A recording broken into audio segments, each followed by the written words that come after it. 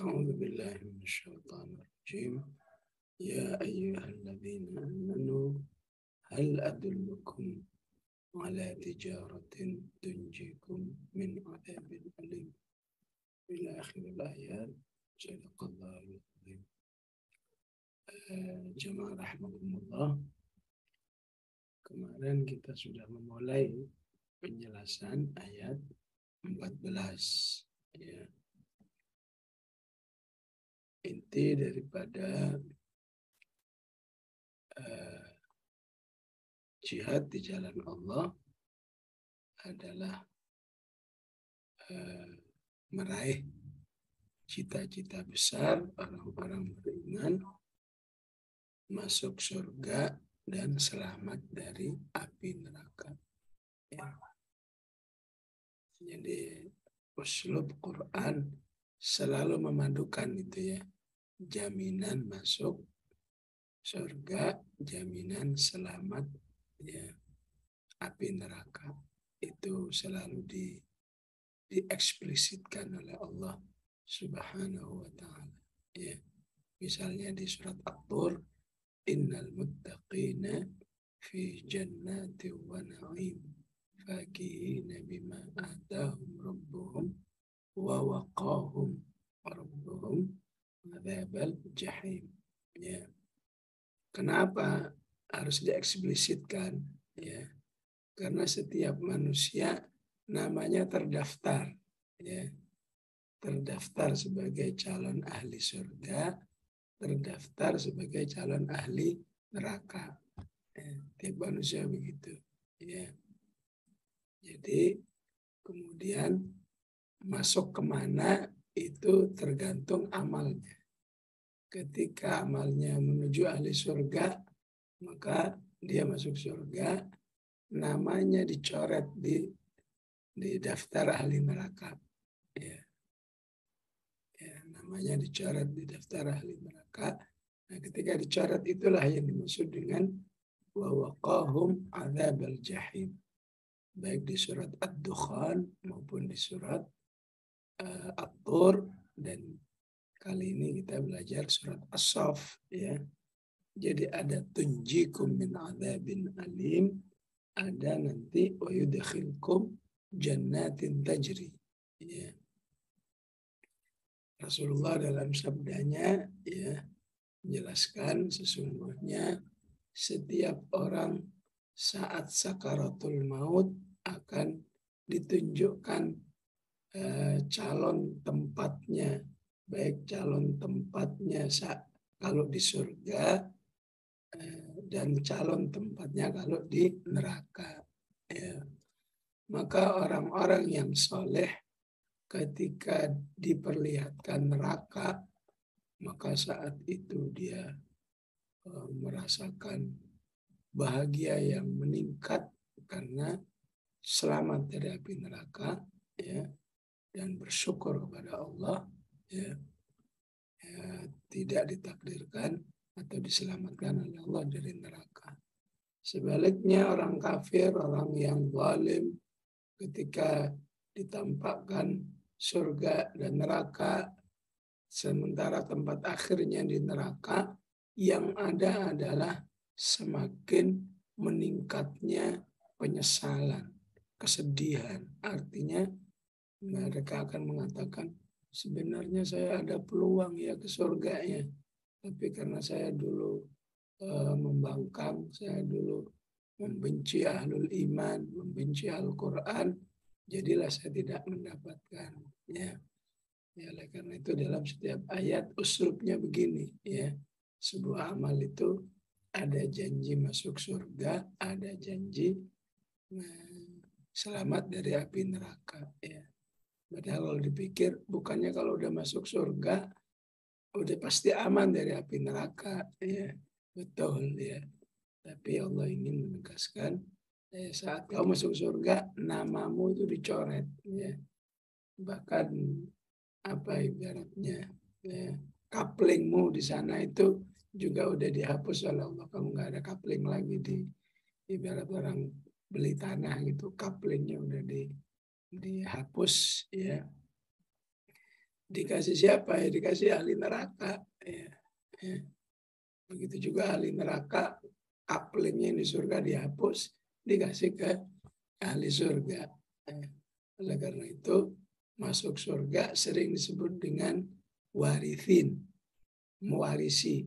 Alladzina yarithuna al-firdaus. Kenapa disebut mewarisi? Karena selain dia mendapatkan coupling dirinya, juga mendapatkan coupling dari orang-orang kafir yang menolak saat diajak masuk surga. Ya. Kemudian amal-amalnya adalah beriman kepada Allah. Ya, amal-amal untuk selamat dari api neraka. Ya. Beriman kepada Allah dan Rasul-Nya, berjihad di jalan Allah dengan harta kalian dan jiwa kalian. Itulah yang lebih baik bagi kalian. Dzalikum khairul lakum. Ya. Kenapa dikatakan lebih baik? Ya. Karena tabiat jiwa manusia ya nggak suka dengan hal-hal yang butuh kerja keras. Ya. Karena jihad dalam bentuk apapun perlu kerja keras. Ya. Namanya juga jahada. Jahada itu adalah kerja keras. Ya.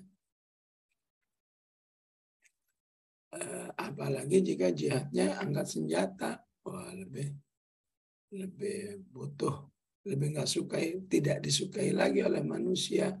Bukankah Allah menjelaskan di surat Al-Baqarah, ya kutiba alaikumul qitalu wa huwa kurhul lakum wa asa an takrahu syai'a wa huwa khairul lakum wa asa an tuhibbu syai'a wa huwa syarrul lakum wallahu ya'lamu wa antum la ta'lamun.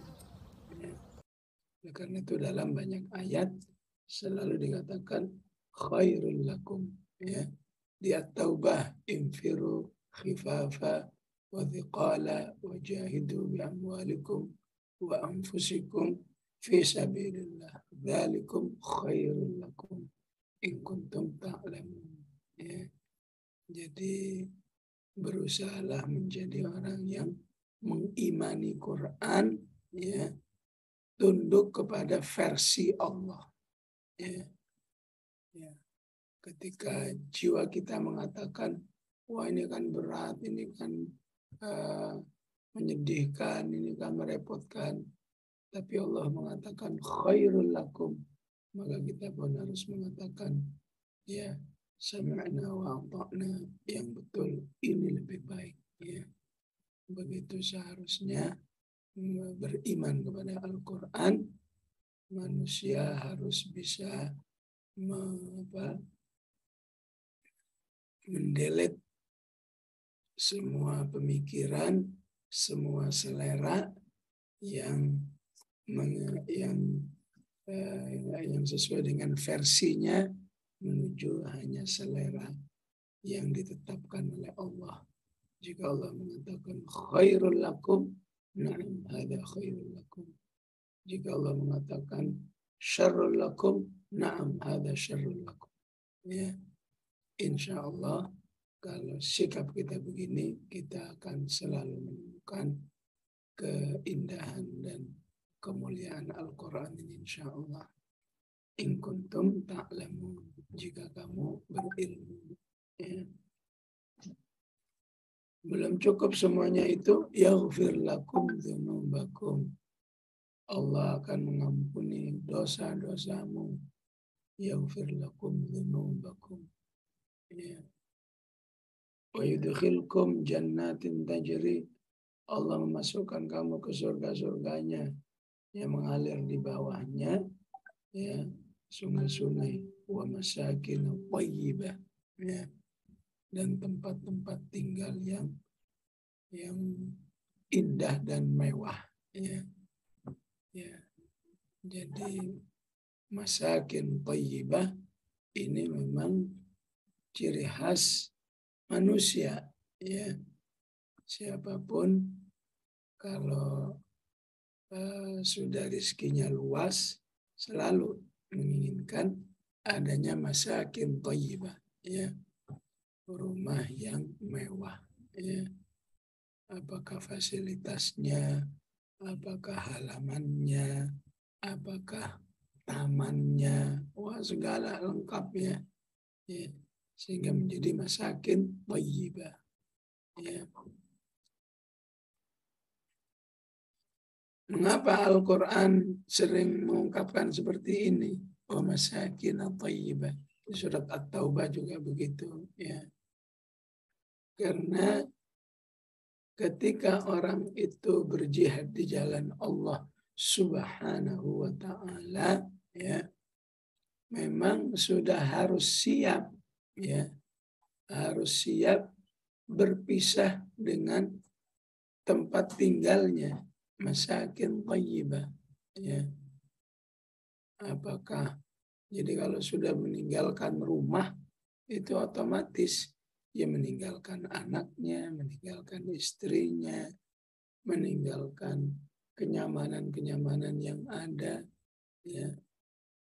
Dan aslinya masakin thayyibah di dunia ini punya rumah bagus di dunia, ya, apalagi yang dilengkapi dengan fasilitas yang serba nikmat, ya, ya, kamarnya luas, ada spring bednya, ada lengkap lah, ada AC-nya dan seterusnya, ya. Maka saat ajakan berjihad di jalan Allah itu harus menambah kesabarannya, ya. Kesabarannya dalam arti kesiapannya untuk terpisahkan dirinya dari tempat yang baik, ya. Di surat At-Taubah 24, ya, rumah-rumah yang indah itu dengan istilah apa? Wa masakina tardawnaha, ya. Rumah-rumah yang membuat kamu merasa indah, bahagia, ya, bersama keluarga, ya. Maka Allah ingatkan, hati-hati kalau kamu punya rumah, ya, yang tardawnaha, ya, memalingkan kamu daripada cinta kepada Allah, kepada Rasulnya, dan jihad di jalan Allah, ya. Artinya apa? Siapa yang siap beriman kepada Allah dan Rasulnya dan berjihad di jalan Allah, memang salah satu resikonya harus siap berpisah dengan tempat tinggalnya, ya. Dan saat itu terjadi, ya, maka berarti orang beriman itu telah menunjukkan tadhiyah, pengorbanan di jalan Allah, sehingga saat di surga nanti maka penjelasan nikmat-nikmat surga itu selalu terkait dengan masakin, ya, tempat-tempat tinggal. Artinya dulu kamu kan demi jihad di jalan Allah kamu tinggalkan tempat-tempat tinggalmu yang indah, yang mewah itu. Sekarang di surga saya ganti lebih baik lagi. Wa masakin thayyibah fi jannati adn, ya, di surga Aden, ya.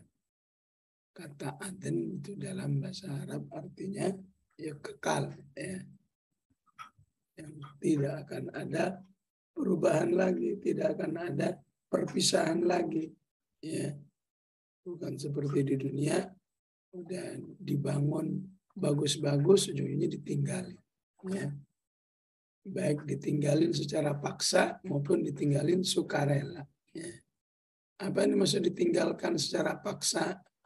Ditinggalkan karena meninggal dunia, karena habis ajalnya, karena datang ajalnya, ya. Ujungnya ditinggal juga, ya.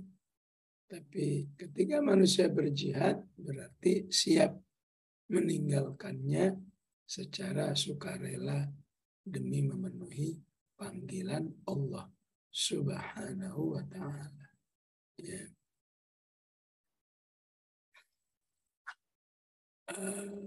Di Madinah, ya, di kalangan tabi'in, ya,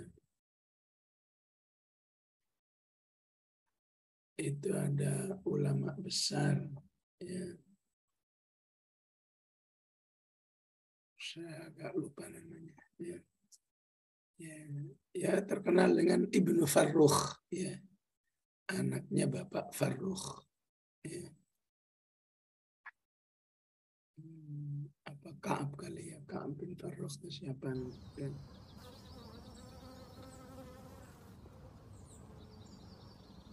Jadi Bapak Farrukh ini, ya, kalau nggak salah di zaman Bani Umayyah, ya, mendapat tugas berjihad di jalan Allah dari satu negeri ke negeri yang lain, ya. Saat istrinya mengandung di usia tua, ya, sebutlah 8 atau 9 bulan. Tapi karena tugas jihad di jalan Allah, rumahnya ditinggalkan, ya, rumahnya ditinggalkan, istrinya bahkan yang sedang hamil tua juga ditinggalkan, ya. Jadi Bapak Farrukh ini, ya, terkenal punya andil di dalam mengislamkan negeri-negeri saat ini seperti Iran, Afghanistan, ya, dan negeri-negeri Asia Tengah, ya. Di zaman dahulu namanya Biladu Mawara an-Nahri, ya. Jadi Afghanistan, Pakistan, Tantan semua gitu ya, Tajikistan, itu dulu namanya Bilad Mawara an-Nahr, ya. Ya, artinya aneh ya, Mawara an-Nahr, di belakang sungai. Ya, sekarang nama itu udah jarang dikenal kecuali yang rajin baca sejarah, ya. Nah, Farrukh ini nggak kira-kira mendapat tugas selama 30 tahun, ya. Dari satu negeri ke negeri, ya. Namun kita dalam sejarah itu bagaimana Allah memberkahi rumah dan keluarga yang ditinggalkan, ya. Bagaimana seorang ibu merawat bayinya sendirian sampai besar, sampai dewasa, ya, bahkan sampai jadi ulama, ya. Rabi'ah namanya, nah, baru ingat insyaallah, Rabi'ah ibnu Farrukh, ya. Rabi'ah ibnu Farrukh. Setelah 30 tahun Bapak Farrukh ini, ya, pulang, ya, menjelang subuh, sehingga dia sholat jamaah dulu di Masjid Nabawi, ya. Ternyata setelah selesai istilahnya ada kajian ba'da subuhnya, ya. Seorang muda yang tampan, berilmu luas, dihadiri oleh banyak orang, ya. Maka Bapak Farrukh ini tidak ada lain kecuali ikut pengajian itu, ya, dengan merasakan kekagumannya, ilmu yang luar biasa, ya. Setelah selesai pulang, ya, saat pulang dia melihat di belakang, kok Syekh tadi yang ngajar kok ngikutin saya terus, ya. Sampai akhirnya, ya, udah sampai di depan pintu rumah, Syekh itu malah juga mendekat, juga ingin masuk ke rumah itu, ya.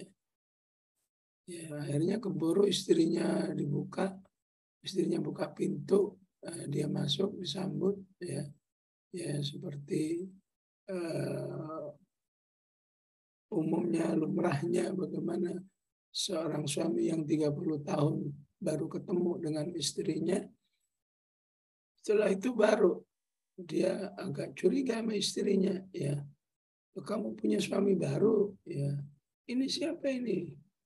Ya, maka kata istrinya Farrukh itu, ya,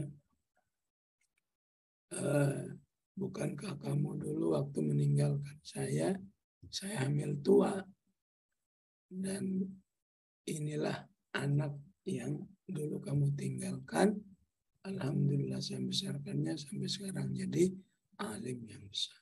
Ya. Jadi ini bisa dibaca dalam kitab Hayatut Tabi'in, ya, kehidupan para tabi'in, ya. Ulama bernama Rabi'ah Ibnu Farrukh, ya. Artinya apa? Sejak di dunia saja orang yang berjihad, betapapun dia meninggalkan rumahnya, meninggalkan tidak saja anaknya, bahkan ya bayinya yang menjelang lahir pun ditinggal semua, ya. Maka pengorbanannya di jalan Allah itu tidak disia-siakan oleh Allah, ya. Bagaimana seorang ibu, istilahnya single parent, ya, sendirian mendidik anak, tapi Allah berikan keberkahan, ya, keberkahan sampai akhirnya menjadi ulama yang tersohor di kota Madinah di zaman itu, ya. Betapapun tidak dihadiri oleh ayahnya. Ini salah satu contoh bagaimana orang yang berjihad itu meninggalkan rumahnya secara ekstrim, ya, demi berjihad di jalan Allah. Ya. Inilah salah satu apa? Dzalikum khairul lakum. Ya. Kelihatannya Masya Allah bagaimana pedihnya perpisahan dengan anak, perpisahan dengan istri, perpisahan dengan tempat tinggal, ya. Tapi akhirnya dibayar cash oleh Allah, ya, dengan berhasilnya anaknya itu menjadi ulama besar di zamannya, bernama siapa? Tadi Rabi'ah, ya. Rabi'ah bin Farrukh, ya.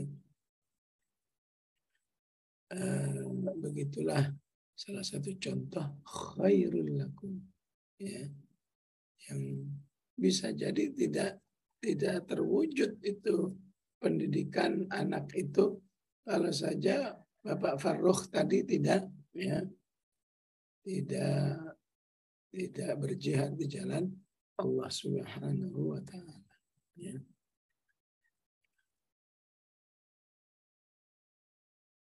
Dan tentunya nanti balasan di akhirat ada yang lebih bagus lagi.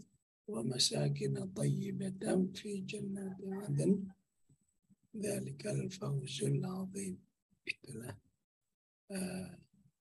kesuksesan yang besar, ya. Wa ukhra tuhibbunaha, ya. Jihad itu akan selalu menghasilkan apa? Sesuatu yang engkau cintai, ya. Kelihatannya memang awalnya pahit, tapi Allah janjikan sesuatu yang disenangi oleh manusia, ya.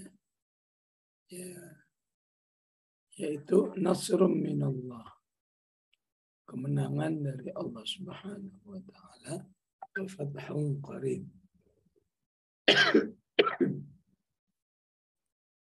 dan kemenangan yang dekat.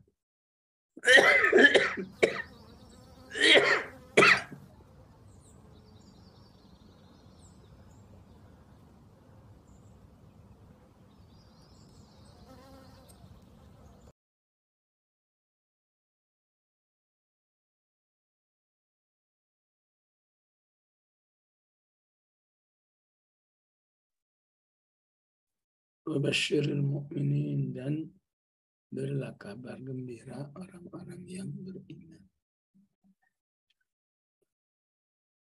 Jadi kemenangan itu dalam banyak ayat diistilahkan dua. Ada an-nasru, ada al-fathu. Ya. Idza jaa nasrullahi wal fathu. Ya. Secara sekilas artinya sama, ya. Nasru kemenangan, al-fathu juga kemenangan, ya. Apalagi inna fatahna laka fatham mubina. Ya, fatahna laka fatham mubina. Selanjutnya apa? Bla bla bla wa yansurakallahu nasran aziza. Ya. Di ayat ini juga begitu. Nasrum minallahi wa fathun qarib. Ya. Jadi bagaimana di dalam kehidupan nyatanya, ya, maka disebut an-nasru apabila kemenangannya belum permanen. Ya. Jadi perang Badar disebut nasr, ya. Wa man nasru illa min indillah. Ya. Perang Khaybar disebut dengan fatah, inna fatahna laka fatham mubina. Ya. Sedangkan al-fathu apabila kemenangannya sudah permanen. Ya. Apa yang dimaksud dengan permanen? Ya. Orang-orang kafirnya udah tiarap semua. Ya. Baru itu namanya al-fathu. Ya. Kehidupan di bawah kendali kaum muslimin. Ya. Tahun 7 Hijrah ada namanya Perang Khaybar. Hasilnya disebut apa? Fathu Khaybar. Fathu Khaybar. Kenapa? Karena saat itu semua orang Yahudi udah tiarap semua. Udah angkat tangan semua. Ya. Ima harus keluar dari Jazirah Arab, ya, khususnya dari Makkah dan Madinah dan sekelilingnya, ya, lari ke negeri Syam dan seterusnya, ya, dan mereka sudah tidak punya hak apa-apa, ya, sepenuhnya Jazirah Arab di bawah kendali kaum muslimin, ya, itu namanya, ya, al-fathu, ya. Jadi kalau al-fathu sudah pasti an-nasru, tapi an-nasru belum tentu al-fathu. Saat Rasulullah tahun 8 Hijrah menguasai kota Makkah, maka disebut apa? Fathu Makkah. Karena sejak itu semua orang kafir sudah angkat tangan semua. Ya. Imam masuk Islam atau melarikan diri. Ya. Rame-rame masuk Islam sehingga Allah sebut dengan waraitan nasa yadkhuluna fi dinillahi afwaja. Ya. Jadi kalau sekarang ini belum ada al-fathunya. Yang ada baru an-nasru, itu pun nasrunya masih kecil-kecil, belum signifikan, ya. Tapi kalau umat Islam terus berjihad, insya Allah akan menemukan apa? Ya, wa ukhra tuhibbuna. Ya. Engkau akan menemukan sesuatu yang engkau sangat senangi, yaitu adanya nasrum minallahi wa fathun qarib. Ya. Jadi memang tadi salah satu khairul lakum, ya. Kelihatannya jihad itu pahit, berdarah-darah dan lain sebagainya, tapi ujung-ujungnya kamu akan senang. Tuhibbunaha. Ya. Di surat apa Ar-Rum disebut dengan apa?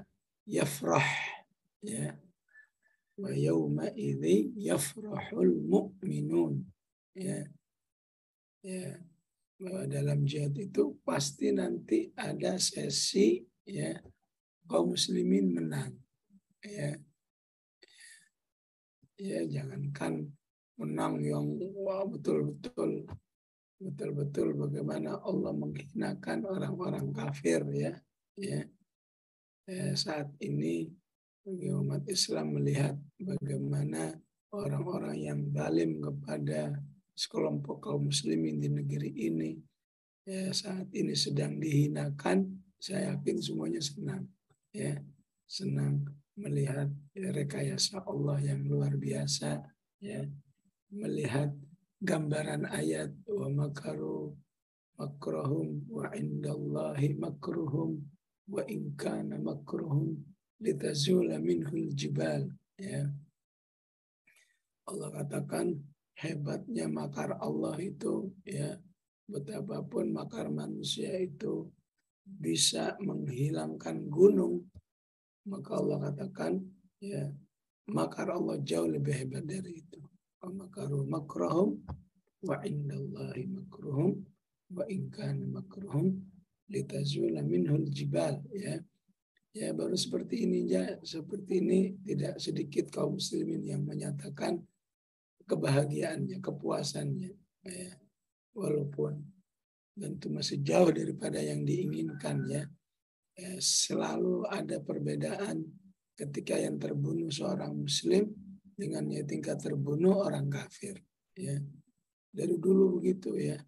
Yang kalau yang terbunuh dulu di Timur Leste waktu masih bersama negeri ini, ya. Kalau yang terbunuh orang di Papua pasti penegakan keadilannya lebih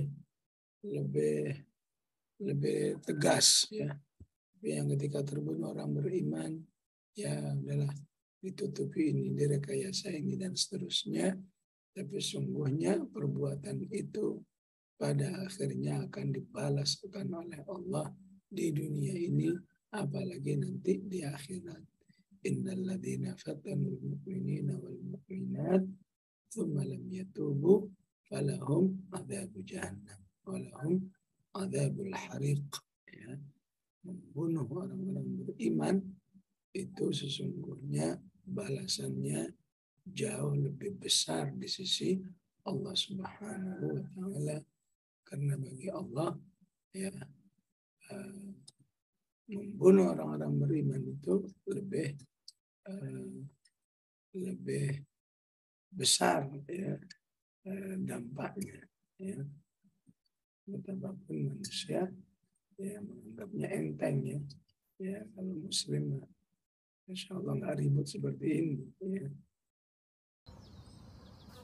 Kemudian juga kalau ibu-ibu baca surat At-Taubah, ya. Surat At-Taubah itu ada ayat berbunyi begini. Wa yashfi sudura qaumin mu'minin. Ya. Bahwa berjihad di jalan Allah itu pasti akan mengantarkan kepada sebuah sesi kehidupan di mana orang-orang beriman dadanya atau perasaannya akan terobati. Ya. Kekesalannya akan terobati. Wa yudhib ghaidha qulubihim. Wa yudhib ghaidha qulubihim. Ya. Ya, maka siapa yang peduli sama jihad di jalan Allah, ya, misalnya bagaimana saat katakan kaum muslimin di Gaza mendapat kemenangan dari orang-orang Yahudi, ya, pasti dia merasakan dua ini. Wa yudhib ghaidha qulubihim, kekesalannya terobati dan menjadi kebahagiaan. Wa yashfi sudura qaumin mu'minin. Ya. Ya, begitulah, ya. Dan bersyukur jika kita menghadapi seperti ini, ya. Orang-orang lain wa yudhibu ghaidha qulubihim wa yashfi sudura qaumin mu'mininnya dalam urusan bola, ya. Urusan bola, ya. PSSI kalah, waduh itu sedihnya luar biasa itu kalau yang penggemar bola, ya. Bahkan bisa nangis juga itu, ya. Kenapa nangis? PSSI kalah, ya. Yang suka Persija juga begitu, ya. Wah, sampai ada yang jingkrak-jingkrak, kenapa? PSSI menang, ya. Tapi ya itu mirip seperti itu, ya. Wa yashfi sudura qaumin mu'minin wa yudhib ghaidha qulubihim wa yatubullahu ala man yasha, ya. Namun kaum muslimin yang peduli dengan saudara-saudaranya yang tertindas, maka jika ada kondisi-kondisi yang menunjukkan kemenangan, maka pasti dia merasakan dua hal tadi, ya. Wa yashfi sudura qaumin mu'minin, hatinya terasa terobati, ya, dan kekesalannya terangkat. Ya. Begitulah kita memahami ayat berapa ini? 11, 12, 13 ini. Ya. Oleh karena itu ditutup dengan wabasyiril mu'minin. Berjihad di jalan Allah itu pasti berakhir dengan kebahagiaan. Basyir. Basyir kan artinya berilah kabar gembira. Ya. Berakhir dengan kegembiraan, kebahagiaan. Dan orang beriman, ciri khasnya kalau bahagia apa? Semakin meningkat ketaatannya kepada Allah. Ya.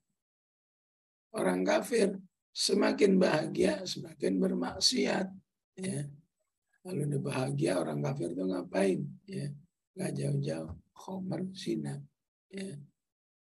Orang beriman, kalau semakin bahagia, semakin banyak istighfar, taubat, dan tasbihnya.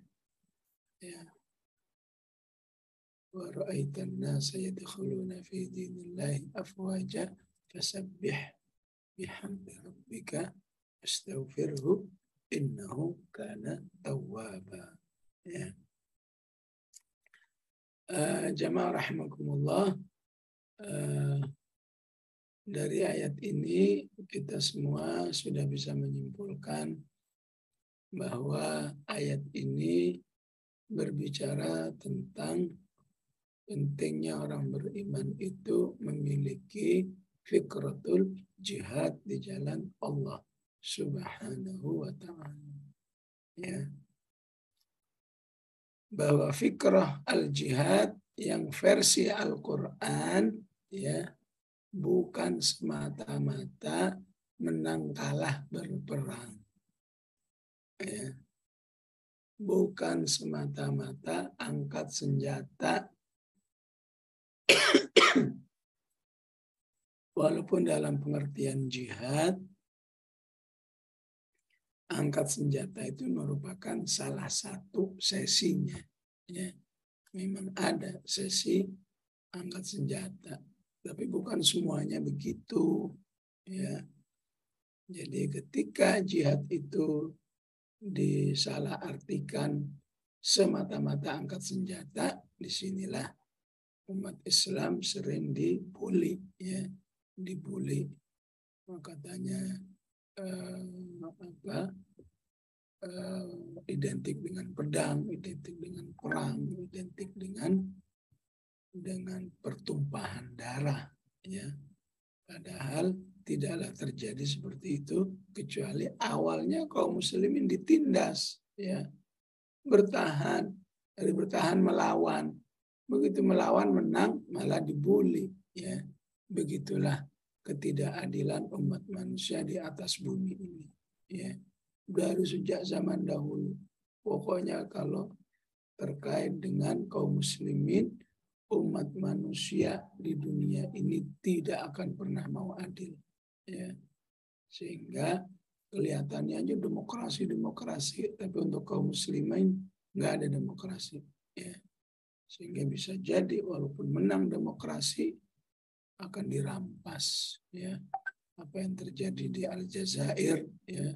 Betapapun umat Islam menang telak, akhirnya dirampas oleh militernya. Ya.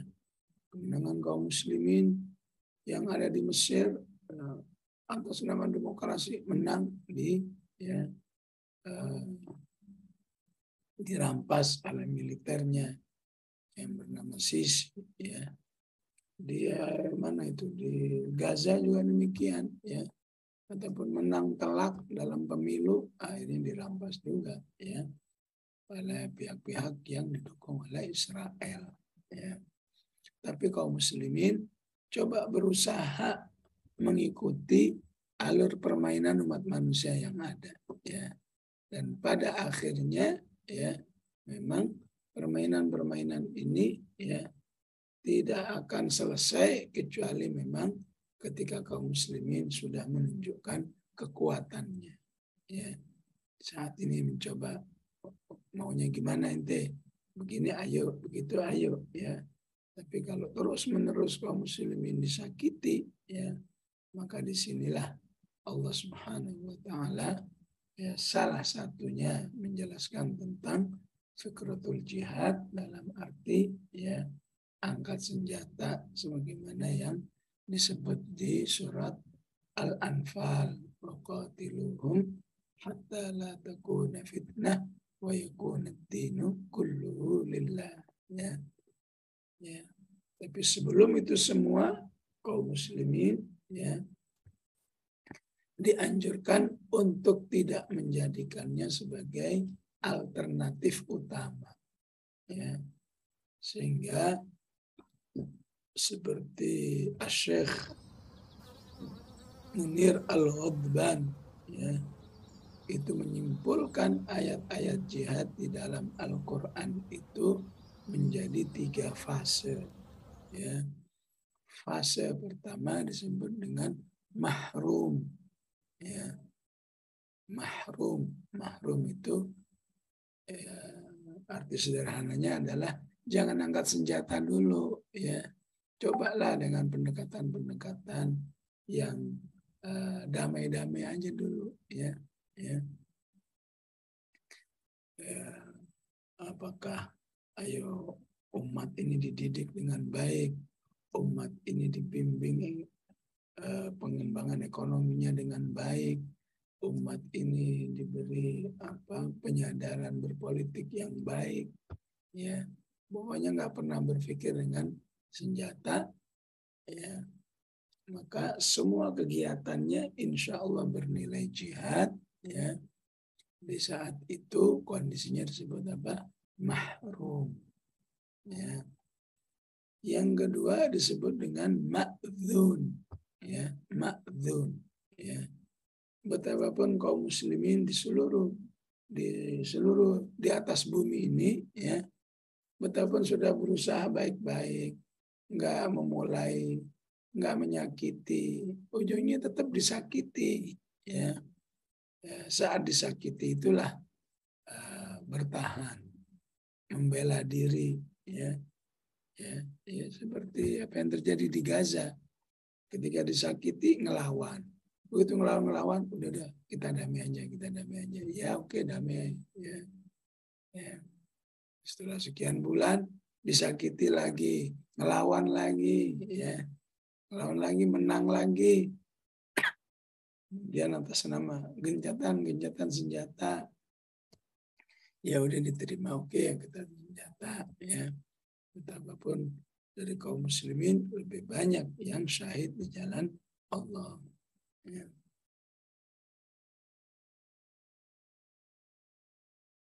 Nah, ini namanya apa? Ma'dzun. Ya. Nah, dalam kondisi ketika kaum muslimin sudah mengalami 2 kondisi ini, ya, apa yang pertama mahrum, kemudian ma'dzun, maka insya Allah kaum muslimin akan berkembang dengan kuat. Ya. Saat kuat itu maka bisa jadi makmur. Ya. Makmur dari kata amrun. Ya. Makmur.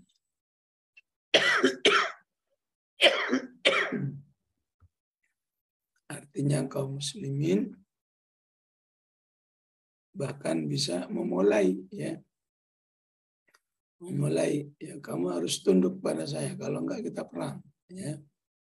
Ya apa yang terjadi misalnya dalam penaklukan Konstantinopel misalnya, itu saat itu mahrum, ya. Ya kalian harus pergi meninggalkan Konstantinopel ini, waktu itu namanya Konstantinia, saat ini bernama Istanbul, ya. Dan akhirnya mereka meninggalkan menuju ke Eropa dan sampai saat ini dikuasai kaum muslimin. Ini hasil dari fase jihad namanya makmur, ya. Nah, ini fikrah yang ada di dalam ayat-ayat jihad di seluruh Al-Quran tidak lepas dari fase-fase ini. Ya, ini tinjauan dari segi fasenya, ya. Maka jika ditinjau dari segi akidah, ya. Jika ditinjau dari segi akidah, maka ayat-ayat jihad itu secara umum tidak semata-mata mengajak umat Islam angkat senjata, bunuh si fulan, ya. Tapi sebelum itu semua, ya, secara akidah jihad itu adalah ilmu, ya. Oleh karena itu, ya, dalam banyak ayat, kalau ada ayat jihad selalu dengan kata dzalikum khairul lakum in kuntum ta'lamun. Ya. Jadi umat Islam harus ngaji tentang al-jihad. Ya. Jihad itu sebuah bab sendiri, ya. Kalau kita ngaji fikih, ngaji apa lagi? Ngaji kitab hadis itu selalu ada bab khusus, ya. Sementara fikih kita baru babut toharoh, babus sholah, babus siyam, babul hajj, ya. Dan nggak dilanjutkan itu aja bolak-balik. Padahal kalau dilanjutkan ada babun nikah, ya, ada babul bai', ya, bahkan ada babul jihad. Ya. Jihad itu sebuah ilmu tersendiri, harus ada ngajinya, ya. Makanya Allah selalu katakan ta'lamun, ya.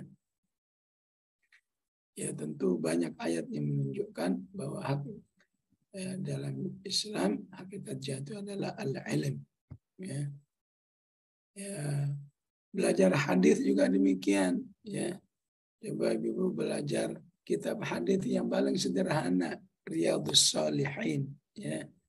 Awalnya babun niyah, babul ikhlas, babul tawakal, babul sidq, babul taubah. Nanti ujung-ujungnya pasti ada babul jihad, ya. Oleh karena itu, nggak mungkin umat ini akan berjihad kalau belum ngaji tentang jihad. Ya. Jadi karena dia sebuah ilmu, maka ada ngajinya. Ya. Hasilnya apa kalau sudah ngaji itu? Ya, oh ternyata jihad itu salah satu ibadah kaum muslimin. Ya. Jadi ada sholat, ada puasa, ada umroh, ada haji, ada zakat, ada jihad. Ya. Jadi dia salah satu rangkaian dari amal soleh bagi orang beriman. Ya. Karena dia amal soleh, maka dalam sejarahnya, ya, semua orang ingin terlibat. Ya, mau perempuan, mau laki-laki. Mau masih muda, mau sudah tua, kakek-kakek, semua ingin terlibat.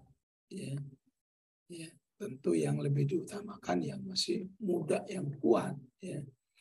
Tapi ketika difahami dia sebagai salah satu amal soleh, ya, suasananya mirip tawaf. Ya. Ibu-ibu yang pernah tawaf, coba perhatiin orang tawaf itu. Apakah semuanya orang tawaf itu gagah-gagah begitu? Ya. Enggak, ya. Ada yang jalannya, ya, kelunuk-kelunuk begitu, ya, untuk bisa 7 kali putaran, entah berapa jam itu, ya. Ada yang digendong-gendong, ya, ya. Ada yang dituntun-tuntun, ada yang, ya, semuanya, ya. Dalam sejarahnya begitu jihad itu diikuti oleh semua orang beriman, mau pintar perang atau enggak, ya, mau pintar menggunakan senjata atau tidak, pokoknya dia tidak ingin kehilangan kesempatan beramal soleh lewat jihad di jalan Allah Subhanahu wa Ta'ala. Ya. Ya. Contohnya Abdullah bin Umi Maktum, betapapun buta, nggak pernah ketinggalan ikut berjihad di jalan Allah. Ya. Tentu disesuaikan perannya, ya. Nggak mungkin buta tapi suruh nyerang, itu nggak mungkin. Pokoknya terlibat di situ. Ya. Banyak, ya. Dalam tafsir At-Taubah itu ada kakek-kakek yang jalannya susah gitu ya. Ditegur oleh temannya, kenapa sih nggak di rumah aja, kamu udah tua begini. Ya, saya memang begitu kepinginnya, tapi Allah menyuruh saya berangkat. Infiru khifafan wa thiqalan. Ya. Akhirnya dia tetap berangkat. Ya. Jadi jihad itu merupakan rangkaian amal-amal soleh orang beriman, bahkan di hadis arba'in disebut dengan puncak amal. Ya. Wasanamuhu al-jihad. Puncak amal itu adalah berjihad di jalan Allah Subhanahu wa Ta'ala. Ya. Begitu juga di ayat ini, ya, berjihad itu adalah proses orang beriman meraih ampunan Allah Subhanahu wa Ta'ala. Dalam banyak ayat itu dijelaskan, ya, ya, meraih ampunan, ya, dan siapa saja yang beriman pasti mendambakan ampunan Allah. Ya. Berjihad itu berarti apa? Berarti proses meraih surga Allah Subhanahu wa Ta'ala. Am hasibatum an tadkhulul jannah walamma ya'lamillahu alladhina jahadu minkum. Di ayat ini juga demikian. Jihad itu berarti proses menyelamatkan diri dari api neraka.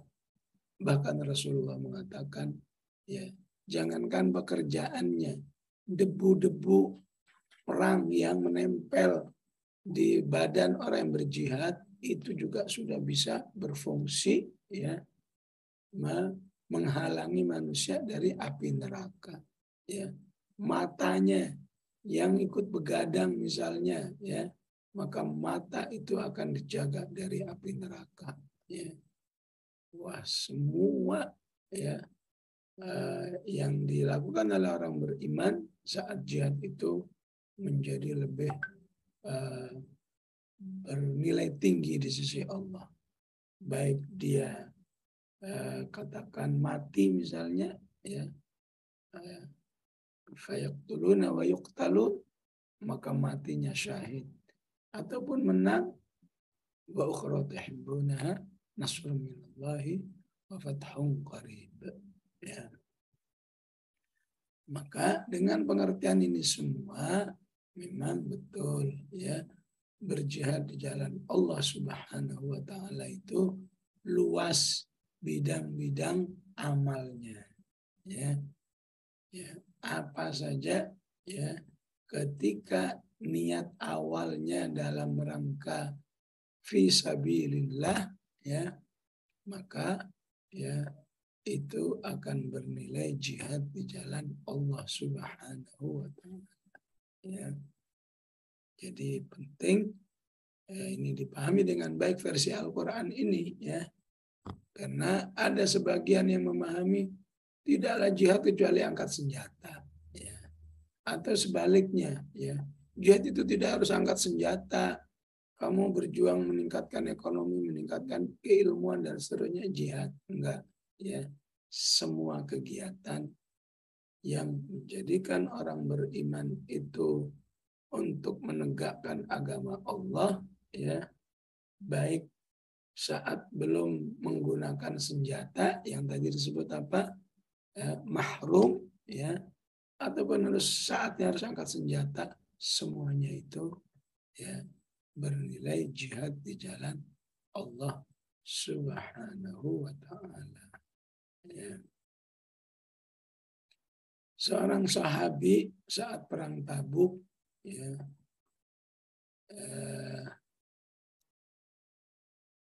namanya siapa? Dzulbijadain, ya, seorang sahabi, ya. Ya Rasulullah, dalam jihad ini katanya doakan aku ya mati syahid. Ya. Apa doanya Rasulullah? Ya Allah, ya, matikan syahid hambamu ini, ya, tanpa harus terbunuh oleh kaum musyrikin, oleh orang Romawi itu. Ya. Kan aneh, ya, padahal akan berangkat perang, ya, didoakan mati syahid dan jagalah dia dari pedang-pedang musuh. Ya. Bukankah mati syahid itu biasanya berdarah-darah? Enggak harus. Ya. Ya. Yang penting adalah niatnya. Ya. Sahabi yang lain, ya, perang, berdarah-darah, kelojotan mau meninggal, tapi Rasulullah mengatakan dia di neraka kok, wa finnar. Ya. Kenapa? Karena jihadnya tidak ikhlas. Ya. Dzul bijadain, ya, nggak ngapa-ngapain, ya. Berangkat ke perang Tabuknya kan nggak jadi, ya. Sampai di Tabuk sakit, ya. Itu sakit, ya, meninggal di sana, ya. Maka Rasulullah mengakui ini syahid di jalan Allah, ya. Perang enggak, dibunuh enggak, syahid, ya. Meninggal di malam hari, bahkan Rasulullah yang mengurus jenazahnya, ya, memandikan, mengafankan, sampai memasukkan ke liang lahat Rasulullah sendiri karena menghormati sahabi ini. Ya. Sampai para sahabat mengatakan, semua di hatinya mengatakan, coba aku ya yang menjadi jenazah itu ya, ya, karena begitu terhormatnya di mata Rasulullah Shallallahu Alaihi Wasallam. Ya. Jadi jihadnya belum ngapa-ngapain, tapi karena niatnya, ya, yang baik, betapapun nggak terbunuh, tapi Allah sudah menerimanya sebagai syahid di jalan Allah Subhanahu wa Ta'ala. Ya. Jadi insya Allah kalau fikrah jihadnya sesuai dengan Al-Quran, ya, nggak mungkin orang beriman itu salah paham terhadap hakikat jihad di jalan Allah Subhanahu wa Ta'ala. Ya. Karena itu para ulama mengatakan apa saja yang kamu lakukan ketika itu di jalan Allah itu jihad. Ya. Ya. Bahkan ada yang beri contoh begini, ya.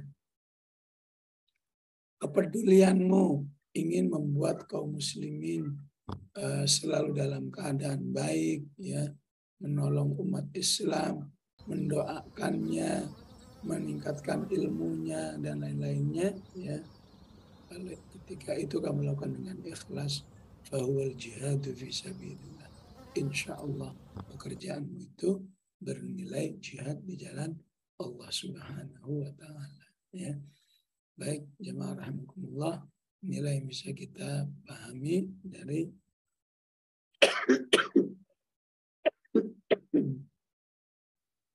ayat-ayat jihad.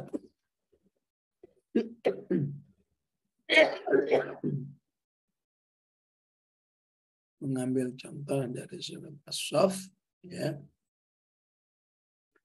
Dan seperti yang saya jelaskan di awal saat membahas awal juz 28, juz 28 ini adalah manhaj membangun masyarakat Islam, ya. Maka kaitannya dengan ayat ini bahwa jihad merupakan rukun, ya. Rukun yang harus ada, difahami, dijalankan dengan baik oleh cikal bakal masyarakat Islam, masyarakat Quran, insyaallah. Qul qali hadza wa astaghfirullahal azim. Wassalamualaikum warahmatullahi wabarakatuh.